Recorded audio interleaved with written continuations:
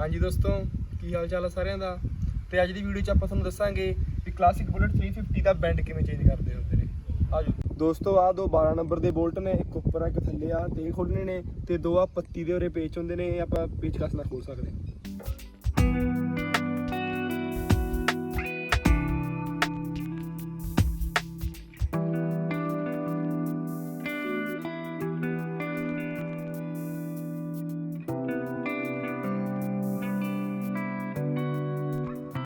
ਆਹ ਦੇਖ ਸਕਦੇ ਹੋ ਦੋਸਤੋ ਤੁਸੀਂ, ਆਹ ਬੈਂਡ ਆਪਾਂ ਖੋਲਤਾ ਤੇ ਆਈ ਆਪਾਂ ਬਸ ਜਿਵੇਂ ਹੀ ਖੋਲਿਆ ਆਪਾਂ ਦੂਜਾ ਬੈਂਡ ਆਈ ਇੰਸਟਾਲ ਕਰਨਾ। ਆਜੋ ਇਹ ਦੇਖ ਸਕਦੇ ਹੋ ਤੁਸੀਂ ਵੀ ਇਹਦੇ 'ਚ ਬਿਲਕੁਲ ਐ ਫਿੱਟ ਨਹੀਂ ਹੋਇਆ ਹੈਗਾ, ਤਾਂ ਇਹਦੇ ਲਈ ਆਪਾਂ ਨੂੰ ਇੱਕ ਬੁਸ਼ ਦੀ ਲੋੜ ਪੈਂਦੀ ਹੁੰਦੀ ਆ। ਆਹ ਬੁਸ਼ ਆਏ ਤੁਹਾਨੂੰ ਬਾਜ਼ਾਰ 'ਚੋਂ 50-60 ਰੁਪਏ ਦਾ ਮਿਲ ਜੇਗਾ ਤੇ ਇਹਦੇ 'ਚ ਇਹ ਫਿੱਟ ਹੋ ਜਾਏਗਾ।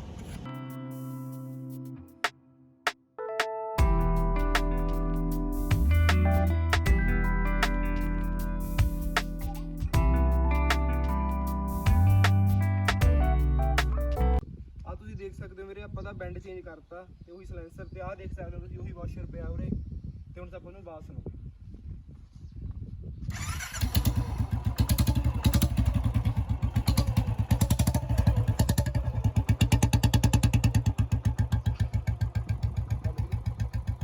ਵੀਰੇ ਤੁਸੀਂ ਇਹਦੀ ਆਵਾਜ਼ ਸੁਣ ਚੁੱਕੇ ਹੋ, ਆਵਾਜ਼ ਬਹੁਤ ਹੀ ਪਿਆਰੀ ਆਵਾਜ਼ ਬਣੀ ਹੈ ਇਹਦੀ, ਪਰ ਇਹਦਾ ਇੱਕ ਡਰਾਬੈਕ ਆ ਵੀ ਜਦੋਂ ਆਪਾਂ ਇਹਦੀ ਰੇਸ ਦਿੰਨੇ ਆ ਛੱਡਦੇ ਆ ਤਾਂ ਇਹ ਪਟਾਕੇ ਮਾਰਦਾ ਦਿਖਾਈ।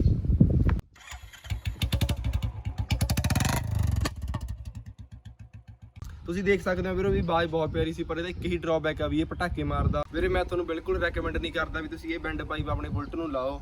ਵੀਰੇ ਇਹ ਬੈਂਡ ਪਾਈਪ ਦਾ ਇੱਕ ਹੋਰ ਡਰਾਬੈਕ ਇਹ ਆ ਵੀ ਇਹਦਾ ਚਲਾਨ ਹੈਗਾ, ਇਹ ਸਲੈਂਸਰ ਦਾ ਵੀ ਚਲਾਨ ਆ। ਜੇ ਤੁਸੀਂ ਆਪਦਾ ਚਲਾਨ ਨਹੀਂ ਕਰਾਉਣਾ ਤਾਂ ਤੁਸੀਂ ਉਹੀ ਕੰਪਨੀ ਵਾਲਾ ਬੈਂਡ ਤੇ ਸਲੈਂਸਰ ਪਾਇਆ ਕਰੋ। ਅੱਜ ਦੀ ਵੀਡੀਓ 'ਚ ਵੀਰੇ ਇੰਨਾ ਹੀ। ਅਗਲੀ ਵੀਡੀਓ 'ਚ ਆਪਾਂ ਤੁਹਾਨੂੰ ਡਿਫਰੈਂਸ ਦੱਸਾਂਗੇ ਆਹ ਵਾਲੇ ਬੈਂਡ ਪਾਈਪ 'ਚ ਜਿਹੜਾ ਕੰਪਨੀ ਵਾਲਾ ਓਰੀਜਨਲ ਸੀ ਬੈਂਡ ਪਾਈਪ ਹੁੰਦਾ, ਉਹਦੇ ਵਿੱਚ ਸਾਊਂਡ ਟੈਸਟ ਕਰਾਵਾਂਗੇ। ਇਹ ਸ਼ਾਰਟ ਵਾਟਰ ਸਲੈਂਸਰ ਹੋਏਗਾ